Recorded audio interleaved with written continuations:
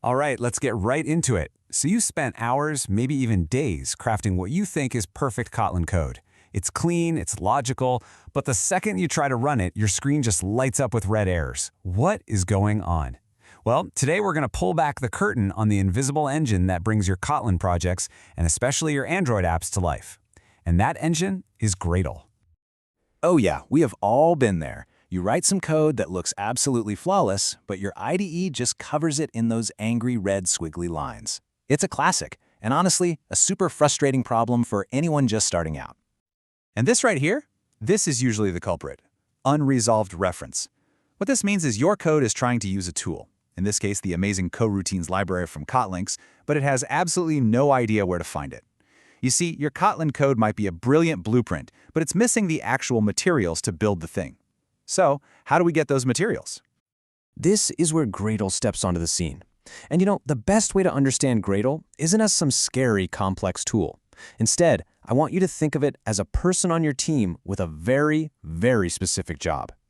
So officially, Gradle is the build automation tool for Kotlin, and this is critical for all modern Android apps. It's the system that takes your code, finds all the external bits and pieces it needs, compiles everything together, and then packages it all up into something you can actually run. It really is the engine room of your entire project. And that's the core of its job, right there. Your code puts in a request for tools it doesn't have, and Gradle's entire purpose is to go out, find them, and deliver them exactly where they need to go. It is your project's personal logistics manager. So, how do we give our supply officer its orders?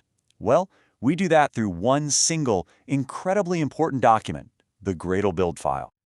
This file, build.gradle.kts, is basically the mission order for your whole project. It tells Gradle exactly what to do, what to go get, and how to assemble the final product. Every single thing Gradle does starts with an instruction from this file.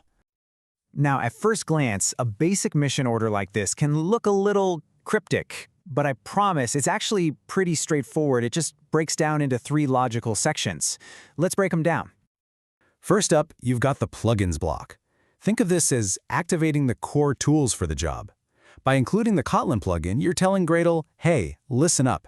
This is a Kotlin project. I'm going to need you to get the Kotlin compiler and all the standard gear ready to go. Next up, repositories. This one's easy. This tells your supply officer where the warehouses are. And Maven Central? That's one of the biggest public warehouses for Java and Kotlin libraries on the planet. So when you ask for a tool, Gradle now knows where to go look for it. And here we have the most important part, the dependencies block. This is your specific shopping list. Right here, we are telling Gradle crystal clear, I need the Kotlin X-Coroutines core library, and I need version 1.8.1 specifically. This one line is the instruction that solves that whole unresolved reference nightmare. Okay, so we've written our mission order. Now what? How does a simple line of text in a file actually turn into code that our project can use? It's a pretty simple 4-step delivery process. First, you declare the dependency. That's your shopping list. Second, you hit that little sync button in your IDE, which is your way of telling Gradle, hey, read your new orders. Third, Gradle goes to the warehouse, Maven Central, and downloads the library. And finally, it adds that library to your project's class path, which is just the official list of tools your code is allowed to use. It's like putting that new tool right on your workbench, ready for you to grab. And the result of this whole process, it is just so satisfying. This is the moment where that frustrating red error finally transforms into a successful build. This is the payoff right here. It's a direct transformation. Before, your IDE had no clue what Kotlin X was. But after you give Gradle its orders and you sync the project, not only does the error vanish, but you get that beautiful build successful message. Your supply officer has delivered the goods.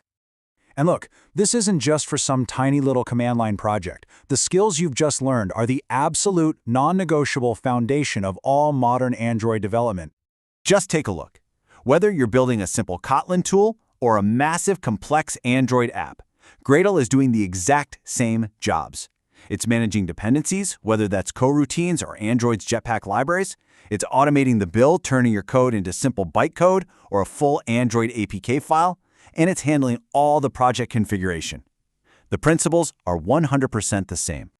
And this is so important to understand.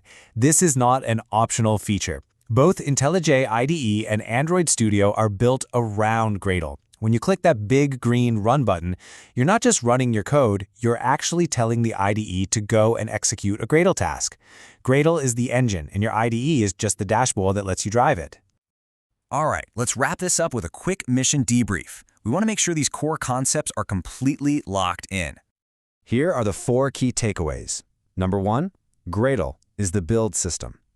2, the build.gradle.kts file is its instruction manual. 3, dependencies are the external tools it goes and fetches for you. And 4, the Gradle sync is the action that kicks that whole supply chain into motion. So, after all this, what's the one thing you really need to remember? Just think of it like this. Your Kotlin code? That's your weapon. It's powerful, it's precise. But a weapon is totally useless without ammunition. Gradle is your supply chain, and your build file is the order that makes sure your project is always stocked with the ammo it needs to get the job done. Get a handle on Gradle, and you're really getting a handle on how modern software gets built.